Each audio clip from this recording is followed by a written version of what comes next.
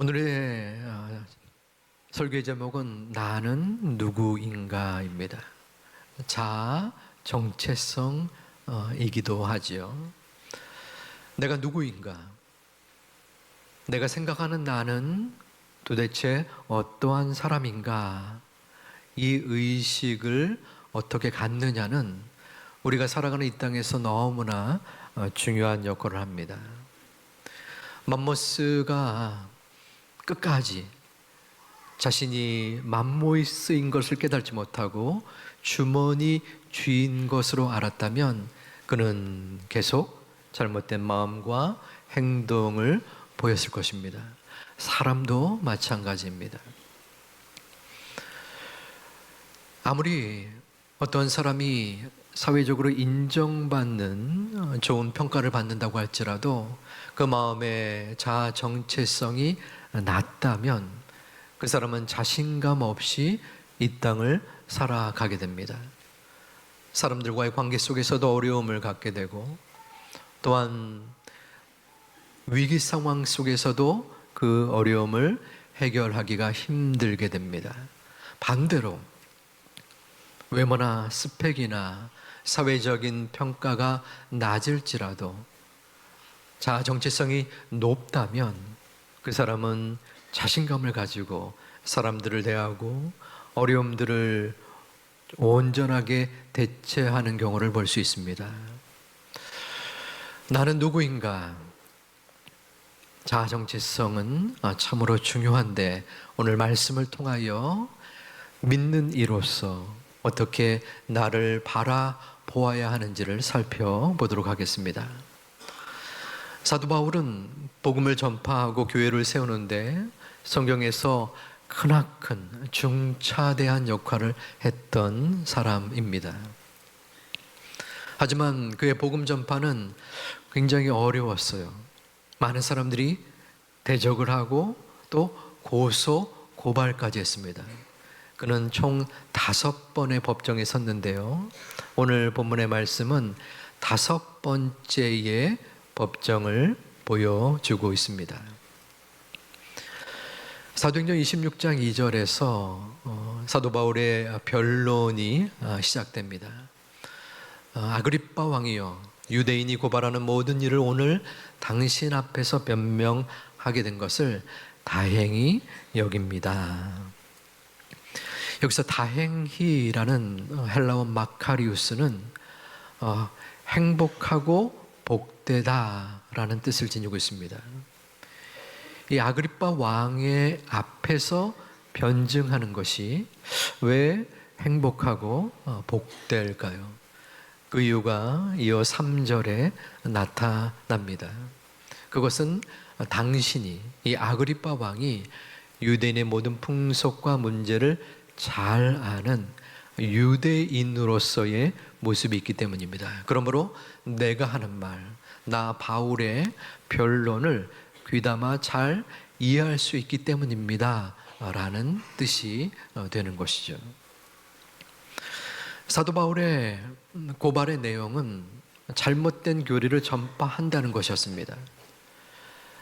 유대인으로서는 받아들일 수 없었어요. 왜냐하면 유대인은 율법, 하나님만 온전히 섬기는데 예수 그리스도를 증거하니까 이것은 이단이다 라고 공격을 해대었던 것입니다.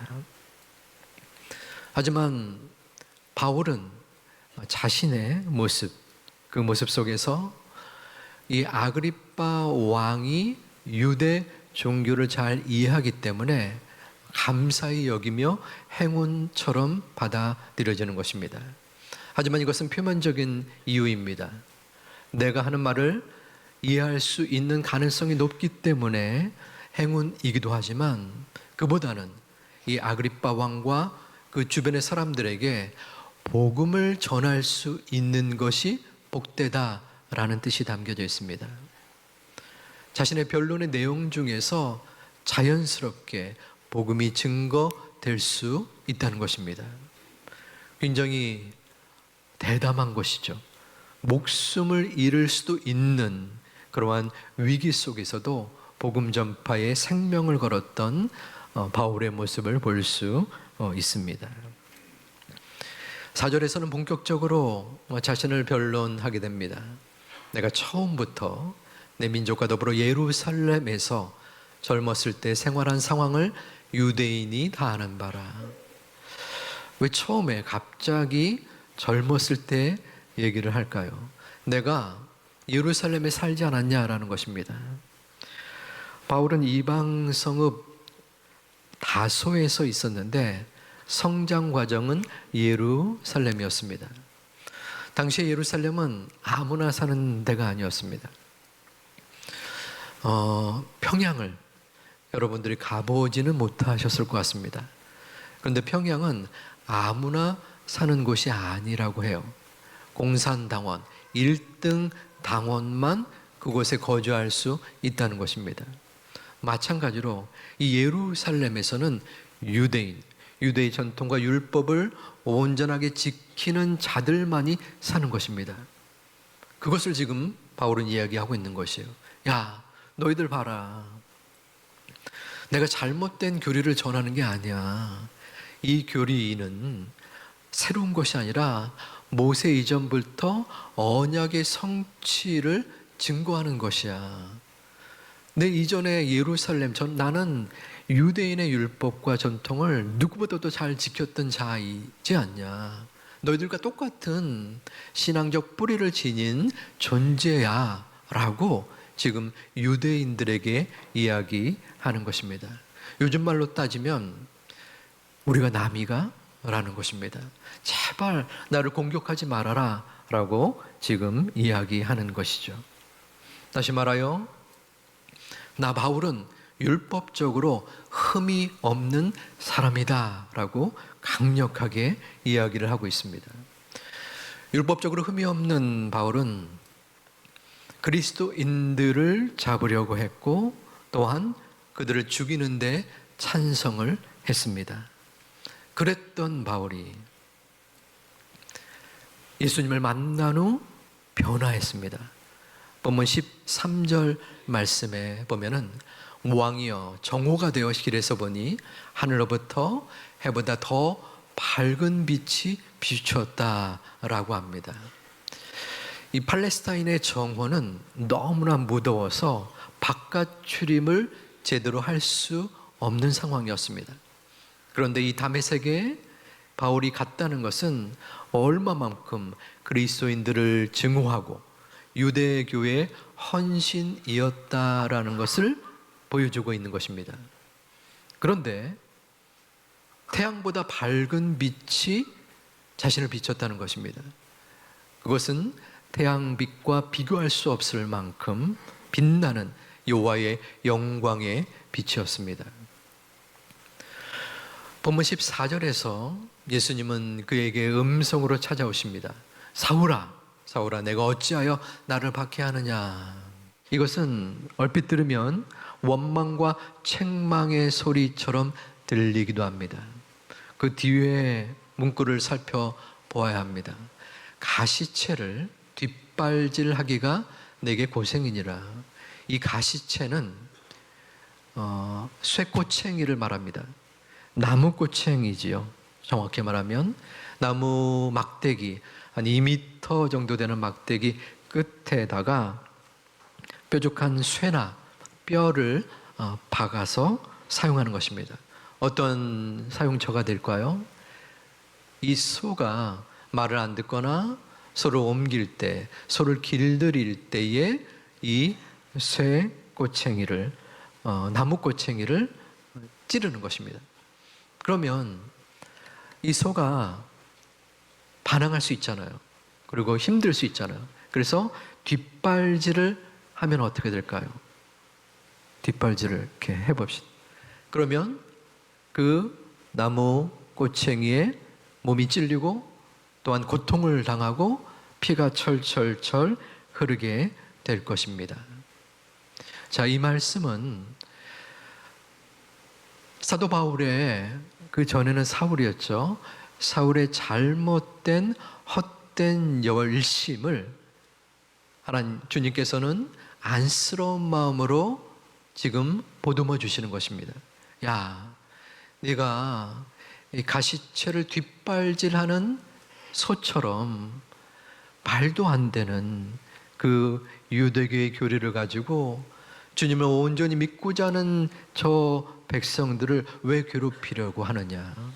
그러면 안 된다라고 지금 책망보다는 긍휼과 사랑의 마음으로 다가서고 있는 것입니다.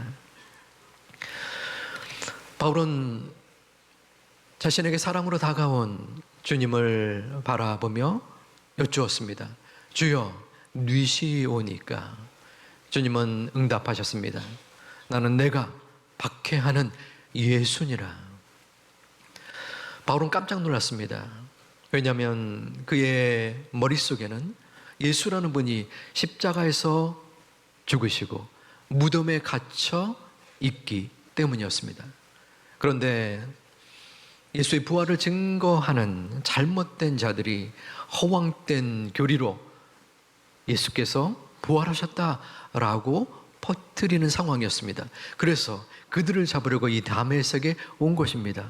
그런데 자신이 대적하는 그 예수라는 분이 직접 찾아와서 자신을 부르신 것입니다. 바울은 몸의 모든 힘이 빠져서 마치 시체처럼 땅에 엎드려졌습니다.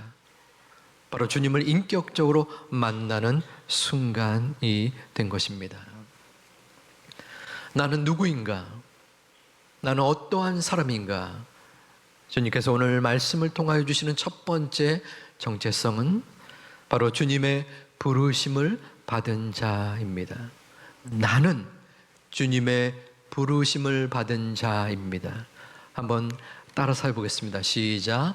나는 주님의 부르심을 받은 자입니다.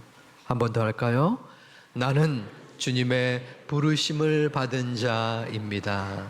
아멘. 여러분이 주님의 부르심을 받은 자이심을 믿으십니까? 바울은 주님의 부르심을 받고 그의 정체성이 바뀌었습니다. 주님을 만나기 전 그는 고집스러웠고 자기 주장이 강했습니다. 무엇보다도 예수님을 따르는 자들을 잡아서 죽이려는 핍박자였습니다. 하지만 주님을 만난 후 그는 핍박자요 박해자에서 사명자요 또한 전도자로 변화가 된 것입니다. 바울은 3차례에 걸쳐서 전도 여행을 했고 또한 최소한 5번 감옥에 갇히게 되었습니다. 그리고 우리나라 옛날의 곤장에 해당되는 태형 39대를 5차례 맞았으며 전도의 항해 중 폭풍을 만나 죽을 고비를 넘겼지만 두려워하지 않았습니다. 어떻게 그럴 수 있었을까요? 그것은 예수님을 만났기 때문이었습니다. 주님께서 나를 부르신 것을 마음속에 확신하고 믿었기 때문에 그는 자신의 목숨까지도 아끼지 않는 복음의 증거자가 된 것입니다. 여러분은 누구입니까? 누군가 여러분에게 그 질문을 한다면 여러분은 자신 있게 나는 주님의 부르심을 받은 자입니다 라고 말할 수 있겠습니까? 그러기에 하나님의 자녀로서 소명자로서의 확신의 모습을 보여주고 있습니까? 아니면 그 부르심의 감격이 사라지고 식어지거나 지금은 무감각하고 냉랭한 크리스찬으로 살고 있지는 않습니까? 주님은 여러분 한 분 한 분을 부르셨고 지금도 부르고 계십니다. 이 땅의 삶에 짓눌리고 찌들려서 도저히 헤어나올 수 없을 것 같은 여러분을 하나님은 부르고 계십니다. 그 하나님의 부르심에 여러분은 그 음성을 지금 듣고 계십니까? 하나님의 부르셨기에 우리들이 지금 이 예배의 자리에 나와 예배를 드릴 수 있는 것입니다. 하나님의 자녀가 된 것입니다. 하나님의 부르심에는 후회하심이 없으십니다. 하나님의 부르심에는 결코 실패가 없으십니다. 지금도 매 순간마다 삶의 정황 속에서 헤매이고 지치고 어찌 해야 할지 알 수 없는 참혹함 속에서 나아가는 우리들을 하나님은 만져주시고 이끌어주시고 인도하시는 참 좋으신 아버지 하나님이십니다. 그분의 아들 예수 그리스도를 이 땅에 보내셔서 성령 하나님과 함께 우리를 돌보아 주고 계십니다. 가장 좋은 길로, 가장 완전한 길로 이끄시는, 우리를 부르시는 그 주님을 바라보시고 나아갈 수 있는 하나님의 자녀들 되시기를 주님의 이름으로 축원드립니다. 혹시 자녀들이 계시는 분들은 그 자녀가 잘못된 길로 나아갈 때 어떠한 마음이 드시겠습니까? 너무나 안타깝겠죠. 사울이 올바르지 못한 길을 걸어갈 때 주님은 그 모습을 바라보고 너무나 가슴 아프게 다가가셨습니다. 사울아, 사울아. 본문 말씀에 16절에 용기의 말씀을 주십니다. 우리 함께 읽겠습니다. 일어나 너의 발로 서라. 내가 내게 나타난 것은 곧 내가 나를 본 일과 장차 내가 내게 나타날 일에 너로 종과 증인을 삼으려 함이니 아멘. 우리가 갖게 되는 두 번째의 정체성의 모습이 있는데 그것은 주님께서 세우시는 자입니다. 나는 주님께서 세우시는 자입니다. 우리 다시 한번 따라하겠습니다. 나는 주님께서 세우시는 자입니다. 아멘. 바울에게 주님은 일어나서 내 발로 서라 라고 말씀하십니다. 주님의 이 말씀은 어려운 상황에서 일어났습니다. 바울에게 있어서요. 왜냐하면 부활하신 주님을 만났을 때에 그의 온몸이 힘이 빠지고 엎드려졌습니다. 마치 시체처럼 꼬꾸라졌습니다. 그럴 때 주님이 사울에게 말씀하신 것입니다. 일어나 내 발로 서라. 이 말씀은 역시 어려운 상황입니다. 왜냐하면 사도 바울은 이때에 다메섹 도상으로 가서 그리스도인들을 잡아 넣으려고 했습니다. 그리스도인들을 박해하는 것은 주님을 박해하는 것입니다. 그런데 주님을 만난 이후에 그는 자신이 죄인이요 박해자요 핍박자인 것을 명백히 알게 되었습니다. 벼룩도 낯짝이 있다라고 하죠. 주님의 얼굴을 보기가 민망했습니다. 너무 죄송했습니다. 쥐구멍이라도 있으면 그곳으로 들어가고 싶어 했을 것입니다. 주님의 마음속에 내 죄를 알렸다. 감히 나의 백성, 나의 자녀들을 해하려고 하느냐? 분명히 그러한 마음이 들었겠지만 주님은 지금 이 순간 엎드려져 힘이 빠진 사울에게 일어나 내 발로 서라고 말씀하고 계십니다. 여러분의 삶 속에 도저히 일어설 수 없을 것 같고 일어서고 싶지 않은 적이 있지 않으셨습니까? 하나님께서는 고난과 고통 속에 눈물 뿌리는 우리들에게 찾아오셔서 우리를 세워주십니다. 일어나 내 발로 서라. 이것은 너의 힘으로 일어나라. 네가 일어날 때 남은 아무런 역할도 하지 않을 것이다 라가 아닙니다. 하나님은 바울에게 종과 증인으로 세울 것이다. 그리고 너를 구원하여 줄 것이다. 16절과 17절에서 말씀하십니다. 그 주님은 우리들에게도 약속하고 계십니다. 내가 일으켜 세워줄 것이다. 너를 붙들어 줄 것이다. 인생의 끝날까지 너와 함께 할 것이다. 이 약속의 말씀을 마음속으로 믿음으로 받으시는 여러분 되시기를 주님의 이름으로 축원드립니다. 사랑하는 우리 제2가족 여러분, 분명한 약속의 말씀이 있습니다. 그것은 주님께서는 저와 여러분을 홀로 내버려 두지 않으신다는 것입니다.